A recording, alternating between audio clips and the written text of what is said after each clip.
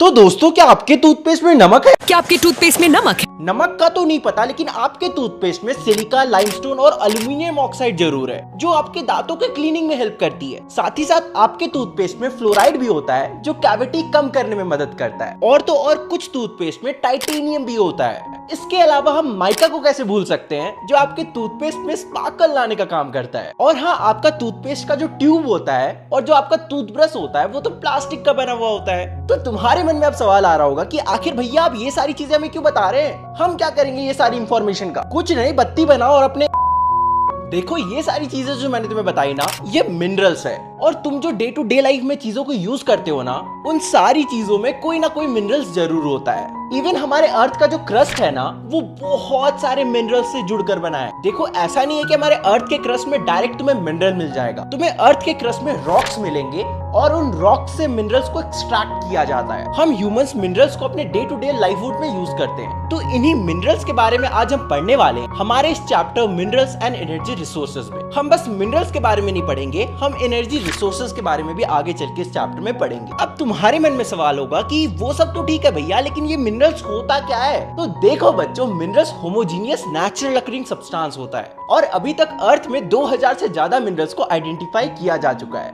और ये जो आइडेंटिफिकेशन प्रोसेस है ना, ये मिनरल्स के फिजिकल और केमिकल कंपोजिशन को देखकर किया जाता है कि कौन सा मिनरल क्या होगा। फॉर एग्जांपल, कौन सा मिनरल आयरन है और कौन सा मिनरल स्टील है, ये उसके फिजिकल और केमिकल कंपोजिशन को देखकर पता चलेगा। हमारे जो जियोलॉजिस्ट होते हैं ना, वो मिनरल्स के colour, hardness, crystal form, lustre और डेंसिटी को देखकर पता लगाते हैं कि कौन सा मिनरल क्या है। अब तुम लोग सोच रहे होगे ये जियोलॉजिस्ट क्या होता है? तो अभी मैं तुम्हें जियोलॉजिस्ट और जियोग्राफर्स के बीच में डिफरेंस बताऊंगा। इस डिफरेंस को याद रखना, तुम्हारे एग्जाम में क्वेश्चन आ सकता है। तो देखो, जो जियोलॉजिस्ट होते हैं ना, वो ये पता लगाते हैं कि मिनरल का फॉर्मेशन कैसे हुआ है। वो बेसिकली मिनरल कितना ज्यादा पुराना है, उसका फिजिकल और केमिकल कंपोजिशन कैसा है, वो ये पता लगाते हैं। लेकिन जो जियोग्राफर्स होते हैं, वो ये पता लगाते हैं कि कौन सा मिनरल किस जगह पे पाया जाता है और वो उस जगह पे कितने मात्रा में पाया जाता है। मतलब basically geographers distribution of minerals के बारे में पता लगाते हैं और ये पता लगाते हैं कि उस मिनरल से कितना फाइनेंशियल प्रॉफिट हो सकता है और ये पता लगाते हैं कि उस मिनरल का कहां कहां कैसे कैसे यूज हो सकता है। तो यही तुम्हारा मेजर डिफरेंस है जियोग्राफर्स और जियोलॉजिस्ट में। देखो, जियोलॉजिस्ट को मिनरल के अंदर की चीज से मतलब है और जियोग्राफर को ये मतलब है कि मिनरल कहां पाया जाता है। ये एक बेसिक डिफरेंस है। अब सुधांशु भैया आके तुम्हें मिनरल्स के टाइप्स बताएंगे। तो चैप्टर में आगे बढ़ने से पहले तुम लोगों के लिए मेरे पास एक एक्साइटिंग न्यूज है।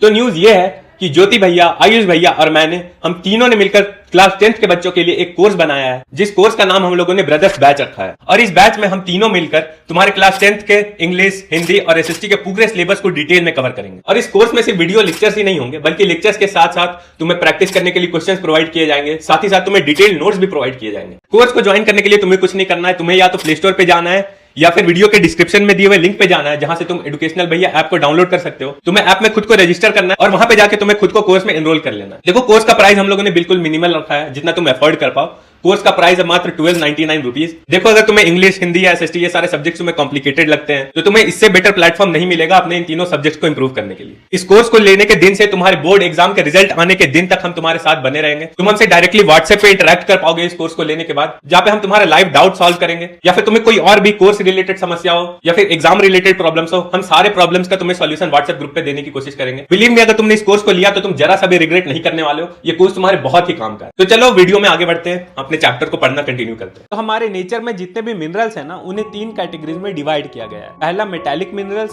दूसरा नॉन मेटालिक मिनरल्स और तीसरा एनर्जी मिनरल्स। और जो मेटालिक मिनरल्स है ना, इन्हें भी फर्दर 3 कैटेगरीज में डिवाइड किया गया है, फेरस, नॉन फेरस और प्रीशियस मेटल्स के अंदर। जो फेरस मेटल्स होते हैं उनके अंदर आयरन का कंटेंट होता है, जैसे कि आयरन ओर, निकल, मैग्नीज, कोबाल्ट, ये सारे फेरस मेटल्स के एग्जांपल्स हैं। और जो नॉन फेरस मेटल्स होते हैं उनके अंदर आयरन का कंटेंट नहीं होता है और इनके कुछ एग्जांपल्स होंगे कॉपर, जिंक, लेड। इस तरह के जितने भी मेटल्स होते हैं इनके अंदर आयरन का कंटेंट नहीं होता है, इसलिए इन्हें नॉन फेरस मेटल्स के नाम से जाना जाता है। और जो थर्ड कैटेगरी है तुम्हारा प्रीशियस मेटल्स का, इसके अंदर जितने भी कीमती मेटल्स होते हैं ना, जिनसे कि ज्वेलरी वगैरह बनाया जाता है, जैसे कि तुम्हारा गोल्ड हो गया, सिल्वर हो गया, प्लैटिनम हो गया, ये सारे तुम्हारे प्रीशियस मेटल्स के कैटेगरीज के अंदर में आते हैं। और जो मिनरल्स का दूसरा टाइप था नॉन मेटालिक मिनरल्स, उनके बारे में तो तुमने साइंस में पढ़ा ही होगा, तुम्हें पता ही होगा कि नॉन मेटल्स किसे कहते हैं। और नॉन मेटल्स के एग्जांपल्स है mica, salt, granite, sulphur, marble.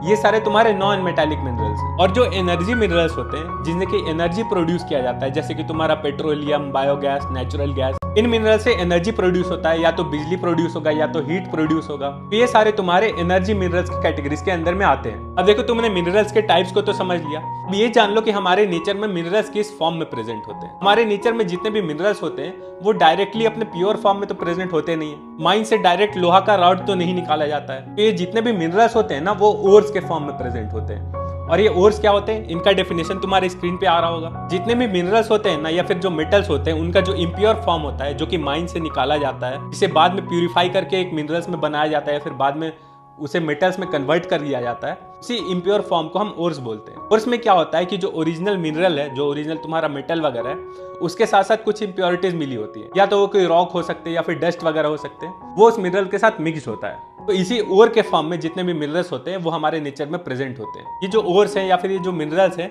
ये हमारे अर्थ के सरफेस में अलग अलग तरीके से डिपॉजिट होते हैं, चाहे वो रॉक्स के फॉर्म में हो या फिर ओशियन वाटर के अंदर हो। इन मिनरल्स के फॉर्मेशन का और जिस फॉर्म में ये मिनरल्स हमारे नेचर में प्रेजेंट होते हैं, उनके अलग अलग टाइप्स हैं। पहला फॉर्म जिसमें मिनरल्स मेनली हमारे नेचर में प्रेजेंट होते हैं वो होते हैं इग्नियस रॉक्स या फिर मेटामॉर्फिक रॉक्स। और इन रॉक्स के बीच में जो क्रैक्स और जॉइंट्स होते हैं ना, उन्हीं के बीच में मिनरल्स के डिपॉजिट्स होते हैं। जब कोई छोटा क्रैक होता है और उसमें कम अमाउंट में मिनरल प्रेजेंट होता है तो उस चीज को हम वेन्स बोलते हैं। जब वही क्रैक बड़ा होता है और उसमें ज्यादा अमाउंट में मिनरल्स का डिपॉजिट होता है तो उस चीज को हम लोड्स बोलते हैं। और कुछ ऐसे मिनरल्स जो इग्नियस या फिर मेटामॉर्फिक रॉक्स के रूप में प्रेजेंट होते हैं वो है टिन, कॉपर, लेड एक्सेट्रा।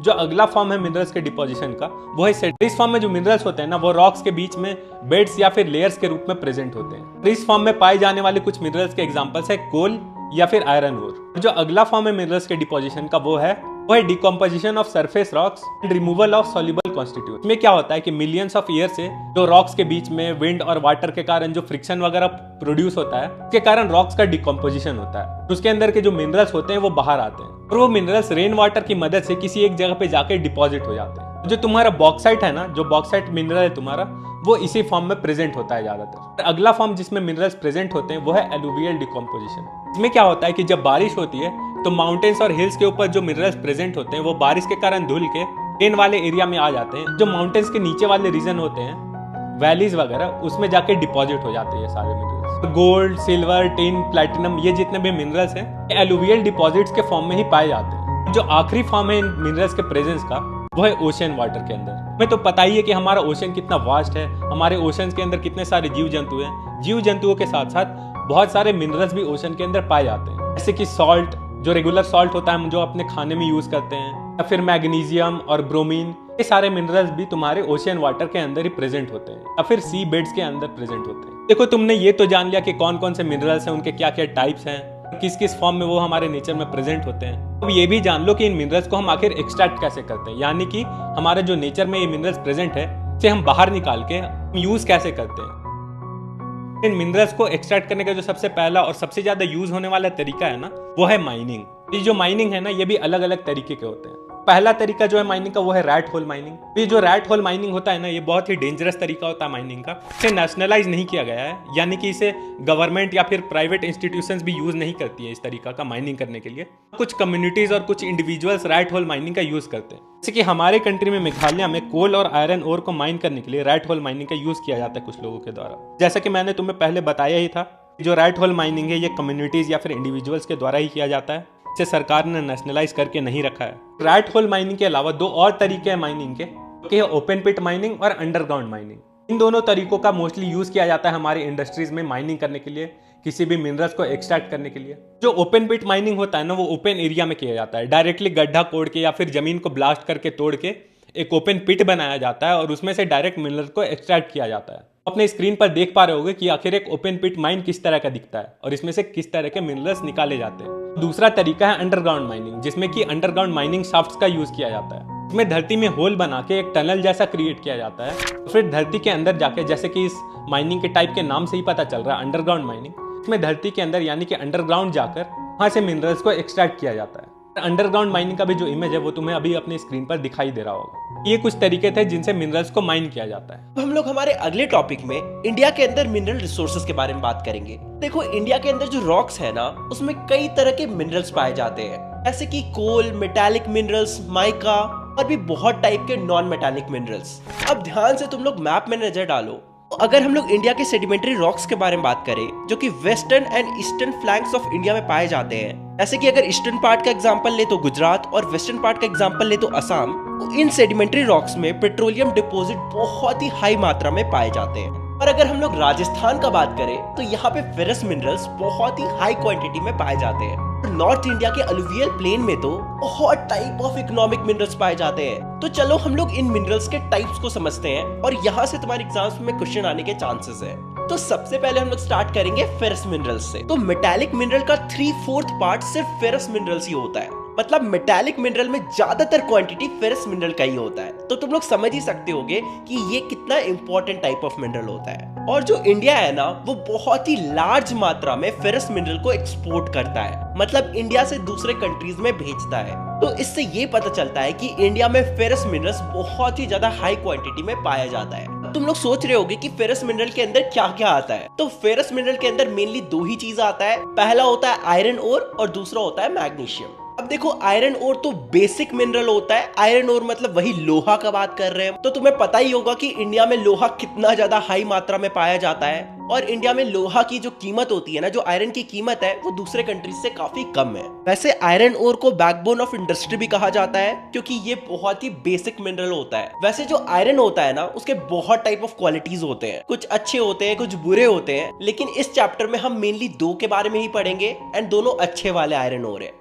तो सबसे पहला है मैग्नाइट, जिसे फाइनेस्ट आयरन ओर भी बोला जाता है, क्योंकि इसमें 70% ऑफ आयरन कंटेंट होता है और इसमें मैग्नेटिक क्वालिटी भी होती है, इसलिए इसका ज्यादातर यूज इलेक्ट्रिकल इंडस्ट्री में किया जाता है। और जो दूसरा टाइप है उसका नाम है हेमेटाइट, जो कि बहुत ही इंपॉर्टेंट आयरन ओर होता है और इसमें 50 to 60% ऑफ आयरन कंटेंट पाया जाता है। हाँ, इसमें मैग्नाइट से थोड़ा सा कम आयरन ओर होता है, लेकिन इसे भी हाई क्वालिटी में ही हम रखते हैं। अब हम लोग देखते हैं कि इंडिया में मेजरली आयरन ओर का बेल्ट कहाँ है, मतलब आयरन ओर ज्यादा मात्रा में कहाँ पाया जाता है। वैसे मैं तुम्हें बता दूं, ये वाला क्वेश्चन मेरे एग्जाम में भी आया था, इसलिए इस चीज को अच्छे से याद कर लेना और यहाँ से वीडियो को ध्यान से देखो, क्योंकि यहाँ पे तुम्हें बहुत अजीब अजीब नाम सुनने को मिलेंगे जो तुम्हें याद रखना है, क्योंकि तुम्हारे एग्जाम पॉइंट ऑफ व्यू से इंपॉर्टेंट है। तो आयरन ओर इंडिया में कहाँ पाया जाता है? सबसे पहला है ओडिशा झारखंड बेल्ट। तो ओडिशा में बहुत ही high grade of hematite iron ore पाया जाता है और ओडिशा के अंदर भी मेनली मयूरगंज और क्योंझर में पाया जाता है। वहीं अगर झारखंड की बात करें तो गोवा और निमादी रीजन में हेमेटाइट ओर पाया जाता है। दूसरा बेल्ट है दुर्ग बस्तर चंद्रपुरा बेल्ट।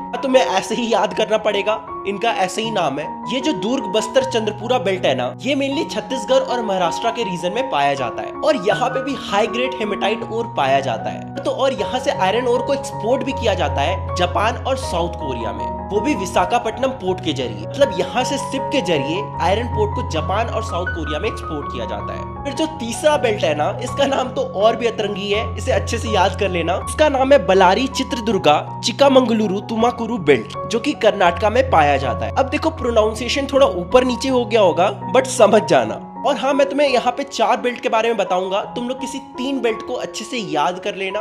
तुम कोई भी 3 बेल्ट के बारे में लिखोगे तो तुम्हें फुल मार्क्स मिल जाएगा। खैर, हम लोग 3rd बेल्ट के बारे में अच्छे से जानते हैं। तुम्हें पता चल ही गया कि बलारी चित्रदुर्गा चिकामंगलुरु तुमाकुरु बेल्ट जो है ना, वो कर्नाटका में लाई करता है और ये मेनली कर्नाटका के वेस्टर्न घाट्स में पाया जाता है। और यहाँ से 100% ऑफ आयरन ओर जो होते हैं ना, उन्हें एक्सपोर्ट किया जाता है, मतलब इंडिया से बाहर भेजा जाता है। यहाँ के आयरन ओर का इंडियन इंडस्ट्री में कोई काम नहीं होता है। ऐसे यहाँ पे जो आयरन ओर का डिपॉजिट है, उसे वर्ल्ड का हाईएस्ट माना जाता है अभी तक के लिए। मतलब यहाँ पे वर्ल्ड का बिगेस्ट आयरन ओर डिपॉजिट है। बेंगलुरु पोर्ट से आयरन ओर को एक्सपोर्ट किया जाता है। कर्नाटका में बेंगलुरु पोर्ट से इन आयरन ओर को एक्सपोर्ट किया जाता है, वो भी एक पाइपलाइन के through.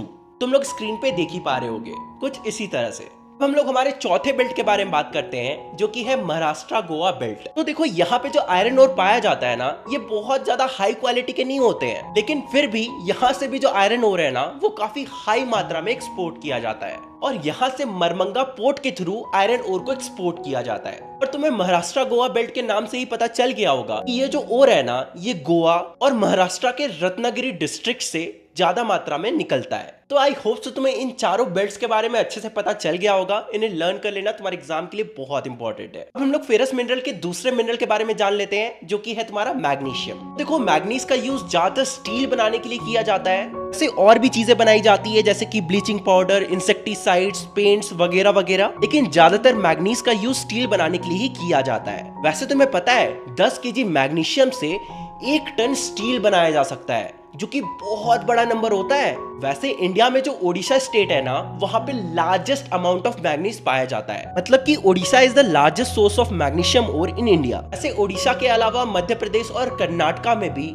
Sufficient amount of magnesium ओर पाया जाता है, मतलब वहां पे भी मैग्नीशियम के ओर है, मतलब वहां पे भी मैग्नीज के ओर है जहां से मैग्नीज को एक्सट्रैक्ट किया जाता है। अब तुम लोग प्रोडक्शन ऑफ आयरन ओर और प्रोडक्शन ऑफ एमजी ओर के पाई चार्ट को देख पा रहे होगे। तो आगे हम पढ़ेंगे नॉन फेरस मिनरल्स के बारे में, यानी कि ऐसे मिनरल्स जिनमें आयरन का कंटेंट नहीं होता है। हमारा कंट्री इंडिया जो है वो नॉन फेरस मिनरल्स में ज्यादा रिच नहीं है, यानी कि हमारे कंट्री में ज्यादा नॉन फेरस मिनरल्स नहीं पाए जाते। फिर भी कुछ नॉन फेरस मिनरल्स जैसे कि कॉपर, जिंक, बॉक्साइट, ले और गोल्ड, इस टाइप के मिनरल्स कुछ एरियाज में हमारे कंट्री में पाए जाते हैं। तो सबसे पहले जिस नॉन फेरस मिनरल्स के बारे में हमें पढ़ना है वो तो इंडिया में कॉपर ज्यादा क्वांटिटी में नहीं पाया जाता है, जबकि कॉपर एक बहुत ही इंपॉर्टेंट मिनरल है और कॉपर बहुत ही ज्यादा हाईली मैलिएबल और डक्टाइल होता है। और कॉपर का मोस्टली यूज इलेक्ट्रिकल वायर्स बनाने में, इलेक्ट्रॉनिक डिवाइसेस बनाने में और केमिकल इंडस्ट्रीज में किया जाता है। और इंडिया में कॉपर मोस्टली मध्य प्रदेश के बालघाट माइंस और झारखंड के सिंहभूम डिस्ट्रिक्ट में पाया जाता है। अब अगला मिनरल जिसके बारे में पढ़ना है वो है बॉक्साइट। तो एल्यूमिनियम के जो ओर होते हैं उन्हें बॉक्साइट कहा जाता है। ये जो बॉक्साइट होता है ये क्ले जैसा दिखने वाला एक सब्सटेंस होता है जिसमें से एल्यूमिनियम को ऑब्टेन किया जाता है, क्योंकि एल्यूमिनियम को अगर आयरन के साथ कंबाइन कर दें तो वो आयरन के स्ट्रेंथ को बढ़ा देता है। और साथ ही साथ एल्यूमिनियम एक बहुत ही लाइट मटेरियल है, साथ ही साथ बहुत ही स्ट्रॉन्ग मटेरियल है।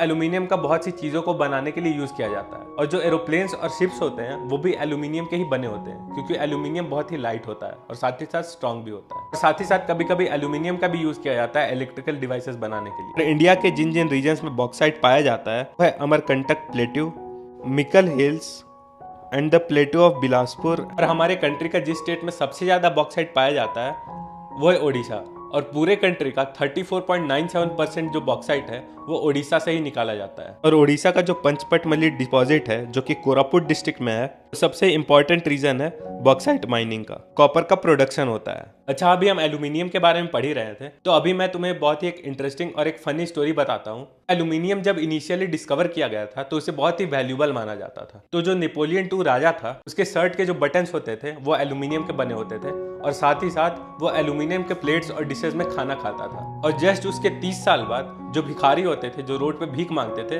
वो एल्यूमिनियम के कटोरे में भीख मांगा करते थे। अब हम बढ़ते हैं अपने अगले टॉपिक की तरफ जो है नॉन मेटालिक मिनरल्स। तो सबसे पहला नॉन मेटालिक मिनरल जिसके बारे में हमें पढ़ना है वो है माइका। तो जो माइका है वो बहुत सारे थिन शीट्स के रूप में पाया जाता है। और माइका जो है बहुत ही अलग अलग कलर में पाया जाता है, जैसे कि ब्लैक, ग्रीन, रेड, येलो या फिर ब्राउन। और माइका के कुछ बहुत ही इंटरेस्टिंग फीचर्स है जिसके कारण इसे इलेक्ट्रॉनिक इंडस्ट्री में काफी ज्यादा यूज किया जाता है। तो माइका के पास बहुत ही एक अच्छा इंसुलेटिंग प्रॉपर्टी है जिसके कारण ये हाई वोल्टेज के अगेंस्ट रेजिस्टेंस प्रोवाइड करता है, इसीलिए इसे इलेक्ट्रॉनिक इंडस्ट्री में काफी ज्यादा यूज किया जाता है। हमारे कंट्री में जिन जिन रीजन में माइका पाया जाता है वो है छोटा नागपुर प्लेट्यू, कोडरमा, गया, हजारीबाग बेल्ट ऑफ झारखंड, राजस्थान के अजमेर में भी माइका पाया जाता है। साथ ही साथ आंध्र प्रदेश का नेल्लोर बेल्ट में भी माइका का प्रोडक्शन होता है। अगला मिनरल जिसके बारे में हमें पढ़ना है वो एक रॉक मिनरल है। लाइमस्टोन जो होता है वो कैल्शियम और मैग्नीशियम कार्बोनेट से बना होता है। लाइमस्टोन का मोस्टली यूज सीमेंट बनाने में किया जाता है, और साथ ही साथ आयरन ओर से आयरन को एक्सट्रैक्ट करने के लिए भी आयरन को हीट किया जाता है, तो वो लाइमस्टोन के बने हुए फर्नेस में ही किया जाता है। और हमारे कंट्री का 30% लाइमस्टोन जो है वो कर्नाटका में पाया जाता है, 20% लाइमस्टोन आंध्र प्रदेश में पाया जाता है, और बाकी बचा हुआ 50%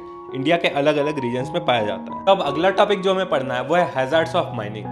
तो हम माइनिंग करके मिनरल्स तो निकाल लेते हैं, अपने फायदे के लिए मिनरल्स को यूज भी कर लेते हैं, पर माइनिंग करने के बहुत सारे नुकसान भी होते हैं। और माइनिंग करने के कारण हमारे नेचर पे और माइनिंग करने वाले लोगों पे बहुत ही बुरा इफेक्ट होता है। तो हम एक एक करके माइनिंग से होने वाले नुकसानों के बारे में जानते हैं। तो सबसे पहला हैजार्ड जो माइनिंग के कारण क्रिएट होता है वो ये है कि माइनिंग करते टाइम जो पॉइजनस गैसेज और जो डस्ट निकलते हैं, जब माइनिंग करने वाले लेबर्स उन्हें इनहेल करते हैं तो उन्हें बहुत सारे लंग्स और ब्रीदिंग रिलेटेड डिजीजेज हो जाते हैं। और दूसरा हैजार्ड ये है, माइनिंग बहुत ही एक डेंजरस प्रोसेस है, और जो अंडरग्राउंड माइंस होते हैं उनके कोलैप्स होने का भी बहुत ही ज्यादा खतरा होता है। और ऐसा बहुत बार हुआ भी है कि माइंस कोलैप्स कर गए और उसके कारण माइंस में वर्क कर रहे वर्कर्स का भी डेथ हो चुका है। और तीसरा नुकसान ये है कि माइनिंग एरियाज के आसपास वाले जितने भी वाटर रिसोर्सेज होते हैं, जैसे कि पॉन्ड्स, रिवर्स, लेक्स, ये सारे भी पॉल्यूट होते हैं डस्ट के कारण, और साथ ही साथ जो टॉक्सिक फ्यूम्स निकलते हैं माइंस में से उसके कारण। और वो सारी चीजें वाटर के साथ कंबाइन करके पॉइजनस हो जाती हैं। और चौथा हैजार्ड ये है कि माइनिंग करने से बहुत ही ज्यादा वेस्ट प्रोड्यूस होता है और उसे कहीं भी डंप कर दिया जाता है, या फिर कोई भी माइन जब बंद हो जाता है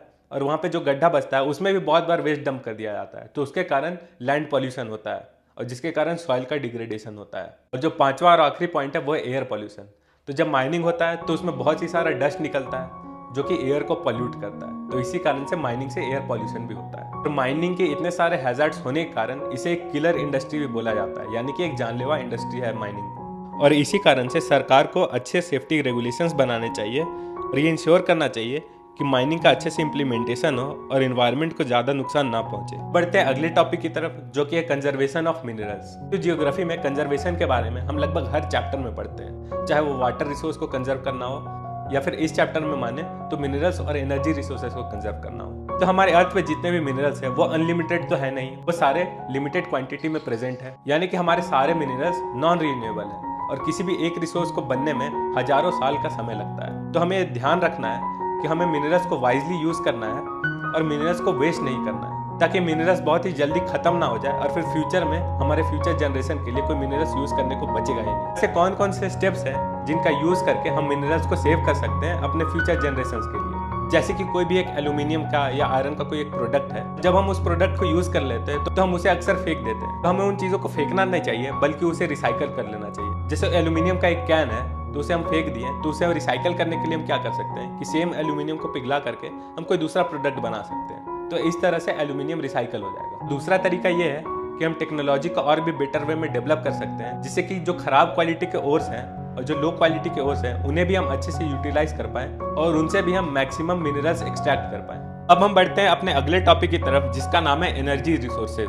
तो आज के टाइम पे हमें हर चीज करने के लिए एनर्जी की रिक्वायरमेंट होती है, चाहे वो खाना बनाना हो, चाहे गाड़ी चलाना हो या इंडस्ट्रीज में मशीन्स चलाना हो, इन सारी चीजों के लिए हमें एनर्जी की रिक्वायरमेंट होती है। और एनर्जी कहाँ से आता है? तो एनर्जी जनरेट करने के लिए बहुत सारे अलग अलग सोर्सेज हैं और इन्हीं सोर्सेज के बारे में हम इस टॉपिक में पढ़ने वाले हैं। और एनर्जी जनरेट करने के कुछ सोर्स हैं, जैसे कि coal, petroleum, natural gas, uranium, electricity या जियोथर्मल एनर्जी। तो एनर्जी जनरेट करने के सोर्सेज को बेसिकली दो टाइप्स में क्लासिफाई किया गया है, पहला कन्वेंशनल सोर्स और दूसरा नॉन कन्वेंशनल सोर्स। तो कन्वेंशनल सोर्सेज वो हैं जो बहुत ही ज्यादा यूज किए जाते हैं और हम उन्हें डे टू डे लाइफ में अक्सर यूज करते हैं, जैसे कि फायरवुड हो गया, यानी कि लकड़ी, जिसे हम जला करके एनर्जी प्रोड्यूस करते हैं, कोल हो गया, पेट्रोलियम हो गया, नेचुरल गैस हो गया या फिर इलेक्ट्रिसिटी हो गया। ये सारी चीजें कन्वेंशनल सोर्स ऑफ एनर्जी है। और non conventional sources of energy क्या है, जो उतने ज्यादा यूज में नहीं है आज के टाइम पे, जैसे कि solar energy, wind energy, geothermal energy.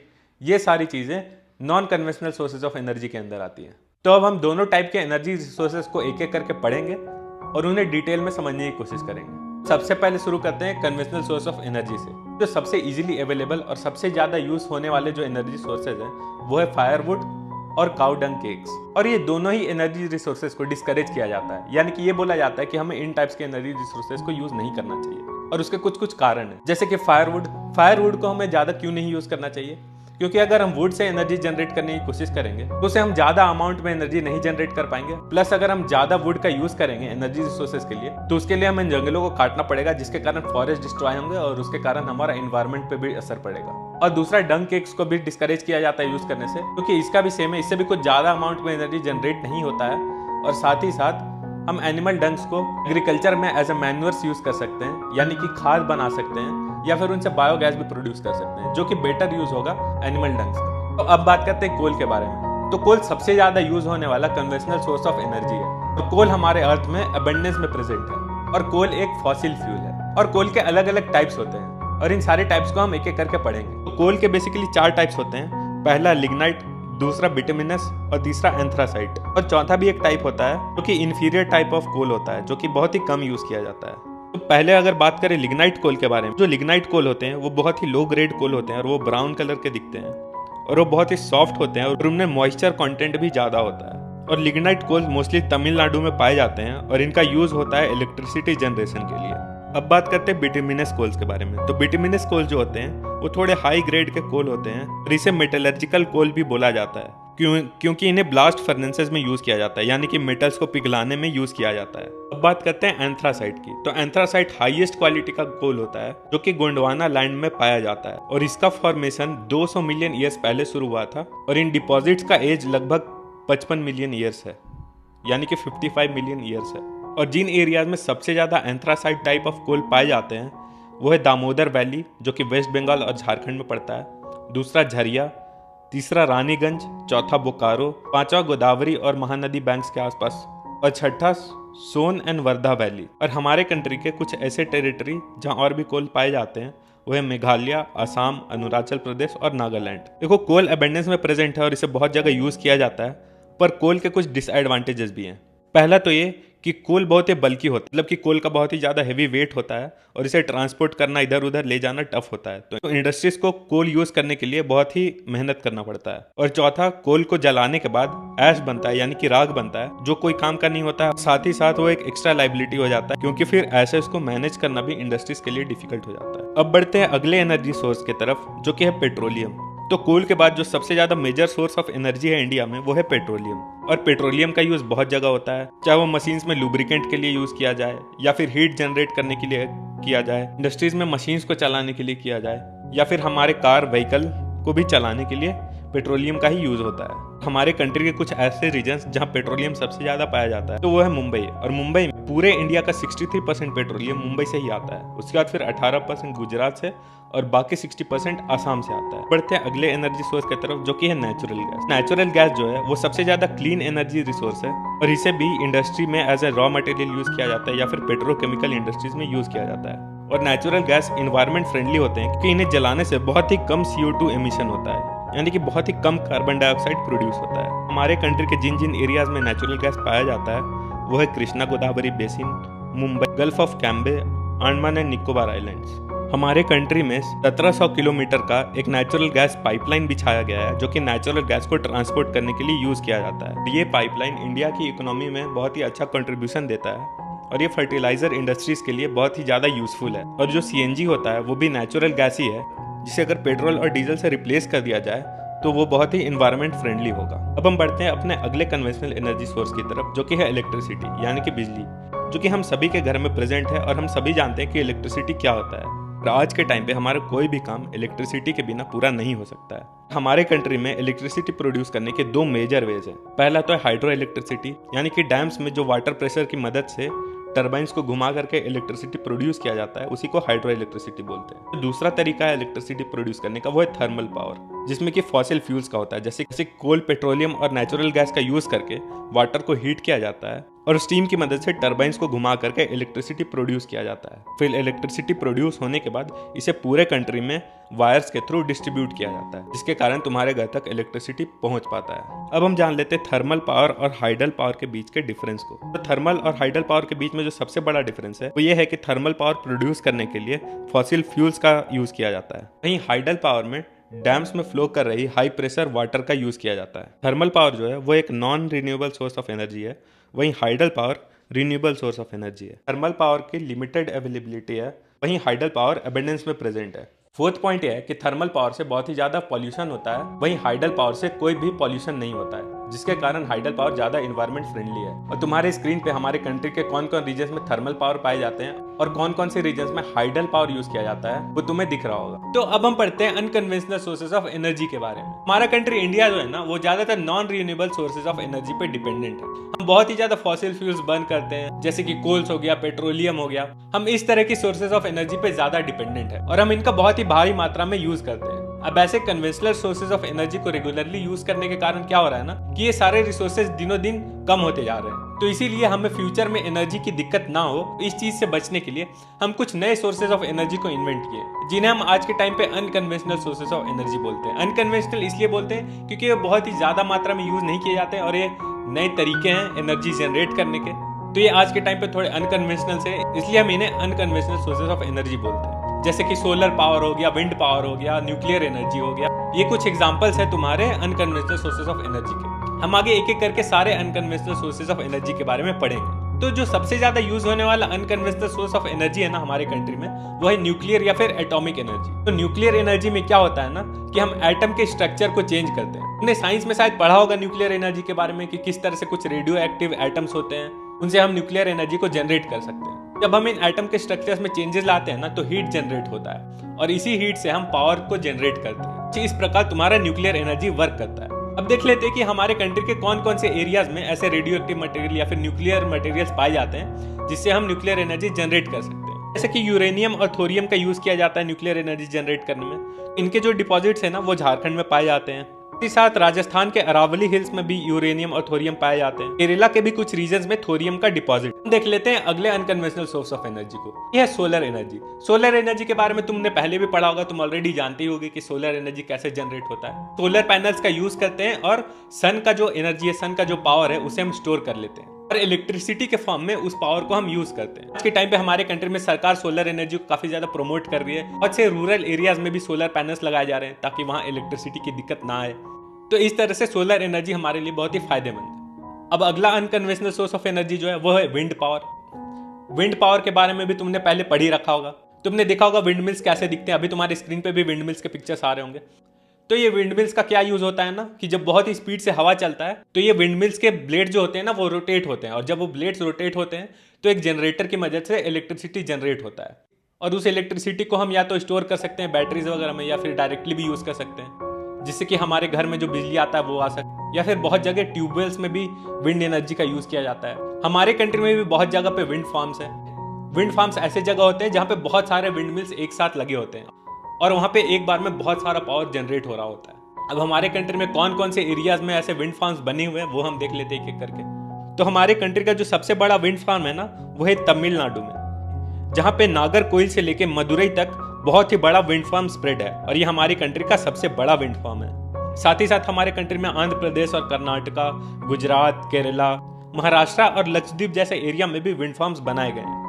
और हमारे कंट्री के जो सबसे फेमस विंड फार्म्स है जो कि बहुत ही बड़े एरिया में स्प्रेड है और वो विंड एनर्जी का सबसे बेस्ट यूज करते हैं जो कि है नागरकोइल जो कि तमिलनाडु में मैंने अभी बताया था तुम्हें, और एक जैसलमेर राजस्थान में भी। जो non conventional source of energy है वो है बायोगैस। बायोगैस कैसे बनाया जाता है? तो बायोगैस को एनिमल वेस्ट से प्रोड्यूस किया जाता है। जो काऊ डंग होते हैं या फिर जिसे गोबर बोलते हैं उसी से बायोगैस को बनाया जाता है। और हमारे कंट्री के बहुत से रूरल एरियाज में सरकार ने इस चीज को इंट्रोड्यूस किया है।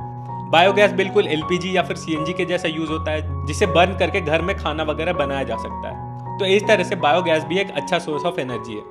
अगला सोर्स ऑफ एनर्जी जो है वो है टाइडल एनर्जी। टाइडल एनर्जी में क्या होता है कि जो समुद्र की लहरें होते हैं ना उनका इस्तेमाल करके एनर्जी को जनरेट किया जाता है। तो टाइडल एनर्जी में क्या किया जाता है कि कुछ डैम्स को बनाया जाता है और जब भी ओशन में हाई टाइड आता है ना तो उन वाटर्स को स्टोर कर लिया जाता है और फिर जब लो टाइड आता है, जब सारा पानी पीछे चल जाता है तो जो स्टोर किया हुआ वाटर रहता है ना वो पाइप्स के थ्रू टर्बाइंस में भेजा जाता है। टर्बाइंस तुम्हें पता ही होंगे, जनरेटर जैसा होता है। उनके जब ऊपर जब पानी गिरता है तो वो घूमते हैं और उनसे इलेक्ट्रिसिटी जनरेट होता है। तो कुछ इस प्रकार टाइडल एनर्जी का यूज किया जाता है इलेक्ट्रिसिटी जनरेट करने के लिए। हमारे कंट्री में कुछ ऐसी जगह जहाँ पे टाइडल एनर्जी यूज किया जाता है वो है गल्फ ऑफ कच्छ जो कि गुजरात में है, और साथ ही साथ सुंदरबन डेल्टाज में भी टाइडल एनर्जी को जनरेट करने का सेटअप किया गया है। तो अगला जो अनकन्वेंशनल सोर्स ऑफ एनर्जी है ना वो है जियोथर्मल एनर्जी। जियोथर्मल एनर्जी में क्या होता है कि अर्थ का जो हीटिंग क्रस्ट है ना, तुम्हें पता हो कि अर्थ का जो क्रस्ट होता है वो बहुत ही ज्यादा हॉट होता है, उसी में से लावा वगैरह निकलता है। तो अर्थ के कुछ एरियाज हैं जो उसी क्रस्ट के कारण काफी ज्यादा हॉट हो जाते हैं और वहां पे जब पानी इकट्ठा होता है तो वो पूरा बॉइलिंग वाटर के जैसा होता है और उससे स्टीम प्रोड्यूस होता है और वही जो स्टीम है ना उसी का यूज किया जाता है इलेक्ट्रिसिटी या फिर पावर जनरेट करने के लिए। तो इस तरह से जियोथर्मल एनर्जी वर्क करता है। तो आई होप तुम्हें समझ में आ गया होगा कि अनकन्वेंशनल सोर्सेस ऑफ एनर्जी क्या होते हैं। मैंने बहुत सारे अनकन्वेंशनल सोर्सेस ऑफ एनर्जी के बारे में बताया, उनके एग्जांपल्स भी दिए, वो इंडिया में किस किस जगह पे लोकेटेड वो भी बताया। बढ़ते हैं अगले टॉपिक की तरफ। अब अगले टॉपिक में हम लोग समझेंगे कि हम लोग एनर्जी को कैसे कंजर्व कर सकते हैं। चलो 5 पॉइंट में समझते हैं। सबसे पहला पॉइंट, हम इंडिविजुअल व्हीकल्स का यूज करने की जगह पब्लिक ट्रांसपोर्ट का यूज कर सकते हैं। मतलब अगर हमें कहीं पास में जाना है, 5-10 किलोमीटर के अंदर जाना है, तो हम खुद का कार निकालने की जगह कोई पब्लिक ट्रांसपोर्ट का यूज कर सकते हैं। उससे एनर्जी भी बचेगा और पैसे भी बचेंगे। दूसरा पॉइंट जो कि बहुत ही ज्यादा कॉमन पॉइंट है कि जब इलेक्ट्रिसिटी का यूज ना हो तब हम उसे स्विच ऑफ कर सकते हैं। इन इजी वर्ड्स, जब तुम अपने रूम से बाहर निकलो तो रूम का लाइट और फैन को बंद कर दिया करो और भी ऐसी छोटी छोटी चीजों को कर कर तुम एनर्जी को बचा सकते हो। तीसरा पॉइंट, तुम पावर सेविंग डिवाइसेस का यूज कर सकते हो। जैसे कि तुम 3 स्टार एसी लेने की जगह तुम 5 स्टार एसी ले सकते हो, जो कि 3 स्टार एसी से ज्यादा एनर्जी बचाता है।